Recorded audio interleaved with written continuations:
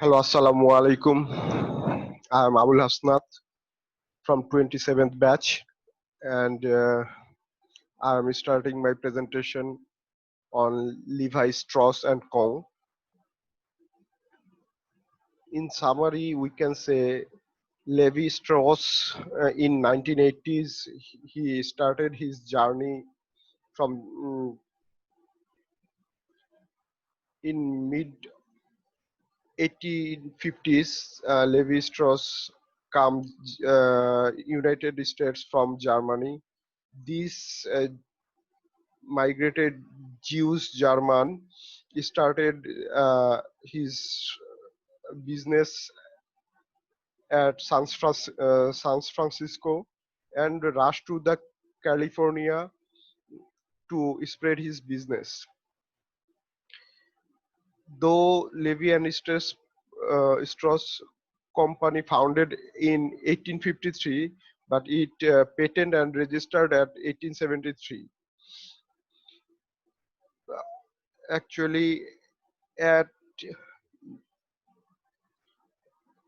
mid 80s, there was a huge gold founded at California. That time, a lot of people rush over there and try to dig out some gold. That time, they find their clothings, their pant and workwear is a very big was a very big problem. That time Levi Strauss uh, great idea, and he introduced the world denim pants. These denim pants is a miracle because after its invention at mid 18th century, it's popular till now. So it's a brand that's alive in the world for last century. So Levi Strauss is a strong company, and they go its peak at 1997. In 1997, their revenue sales was $7.1 billion. Though it's a big company, old brand, thereafter it has its own difficulties. On top of this great brand, we are going to make some question answer session, and my question answer session is started now.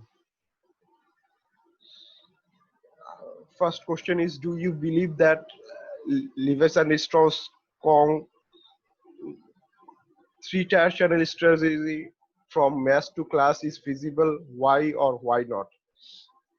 I believe Levi's and Co. three-tier channel strategy is feasible as they when they started their journey. Thereafter,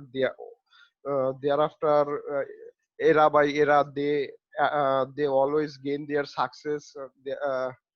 Basically, in the Second World War, during the Second World War, they find a their business in a top position. Actually, it was though it was a workwear used by only gold digger. Thereafter, this invention, this crafted pant, was popular by hippies and some rockies. So actually, its popularity grow day by day. But in after 1997, its sales was declining and declining. That time they were in a big trouble. So when a hundred when 100 years, a century, a company lead a good position, lead a good role, thereafter many company can fall, many company can drop. Same happened to for the Levi's also. Levi's falling was started actually from 1997. Thereafter, its sale was declining and declining. That time they adopt this strategy, uh, that mass to class strategy. Actually, whenever it was very popular that time, that time they and the gold digging option was also vanished. That time, that time it was only their target customer was only posh people. Levi's and Co's pair of pant was sold in $200, and sometimes it's more than $200.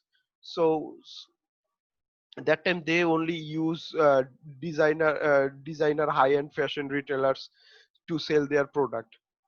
But when company came to its crisis period, uh, at in the year 2000, in the year 2001, that time, meanwhile there was also launched some other brand also, that like as Dockers and some other brand.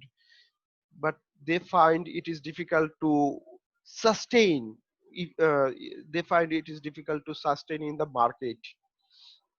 So they have nothing but choice a new strategy, and they they find this strategy mass to class strategy, because actually in the world mass people are the highest, mass people percentage are higher, because 80% people are mass people. So they targeted mass people, and uh, they reduce their price, they compromise, not compromise, they actually change the quality. They they introduce some economic economy product. They introduce some economy product under their brand, and that is Levi Strauss signature brand. At the year 2002 they introduced it to the market. In USA, not only USA, most of western country, Walmart is a huge popular store, and still in retailing Walmart is the best store in the world. And Target is also another big retail store. So they make a collaboration with Walmart, and they launched their their new brand Levi Strauss signature to the Walmart. And uh, in the same time they also hit the mid-range departmental store of US market, like JCPenney, Mackay's, Kohl's, Sears. So these mid-range and these mass merchandise discount stores all are generating sales for them. And they was popular at the high end from the very beginning. So high-end fashion retailers, Neiman Marcus, Barnes NY's, NY's, even their own shop, they sell their product. By this strategy, Levy and Co able to hire, not hire, they sustain in the business. They sustain in the business. Otherwise, they have a very good chance to declining their sales even less than $2 billion, less than $1 billion. Who knows? If they don't adopt these strategies, they might be vanished, because we can see a lot of old 18-year brand, 18th centuries brand. Those are not still performing in the year 2000, in this century. So really, really, really it's help to sustain them in the market. It's feasible. I think it's feasible because uh, uh, in 1997 when they was in peak, thereafter they can't, they drop and drop their sales. but after 2002 they are still able to fix their sales or even hire their sales from $4 billion. And after selling $4 billion and above, they are still generating some profit. My next question is, are the are there any major obstacles to implementing this strategy that were not discussed in the case? Yes, actually, if we can see, uh, there was a thousand of obstacles, because whenever you are popular in designer brand, you are popular in popular in high end customer, if they find their product in the if they find their product in the middle class and low class people are using, they don't take it so easily. If we look to the Rolls Royce car, they only sell their cars to the mm, uh, high profile people. If we look into the Rolex brand, their target customer is only high end customer. So there are thousands of problems, but actually it's very tough to adopt the new supply chain where demand is more. So actually there was a lot of obstacles in the to in this to implement this three tier strategy in the concept. So, or we can say another thing that uh, Toyota has this kind of strategy. They have Toyota and Lexus concept. Nowadays, a lot of company adopting this thing, but at the in the year 2002, they adopt this strategy. So they have to face a lot of difficulties. Question 3: what alternative channel strategies might uh, Levi Strauss and Co. have pursued instead of their three strategy that still might have enabled the company to renew its growth objective?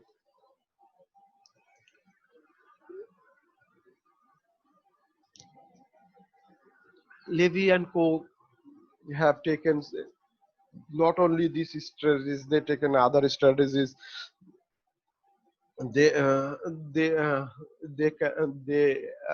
they are giving discount. They are also collaborate with Amazon online. Apart from they are selling, they are doing their best to sustain the business and increase their sales. Yeah. Actually, fourth question is Levi's and Co doing the same practice in in your home market? Why? Actually, Levi's and Co have their operation in over 110 countries. They have more than 5,000 stores.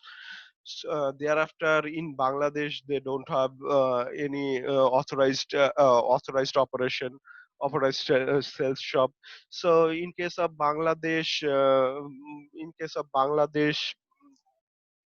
they maybe start their business shortly, and mm, people are Bangladesh nowadays trying to grab overseas brand, and already some other big brand from the world already started their operation here.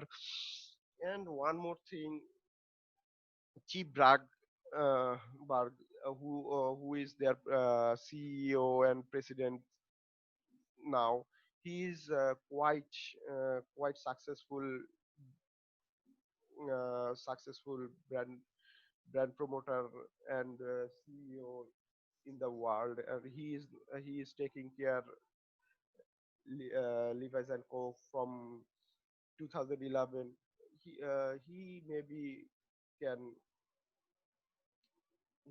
can do something, and he have a very vast experience, 28-year experience from Procter and Gamble.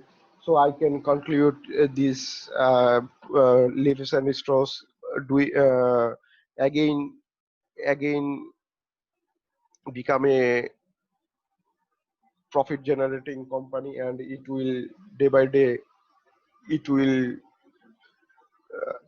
improve its best. Someday in Bangladesh we will find them. In conclusion, I can say uh, in this pandemic, it might be hampered some of their business, but we have a very good trust on Chip Berg. He will definitely find out something and save this great company from this crisis.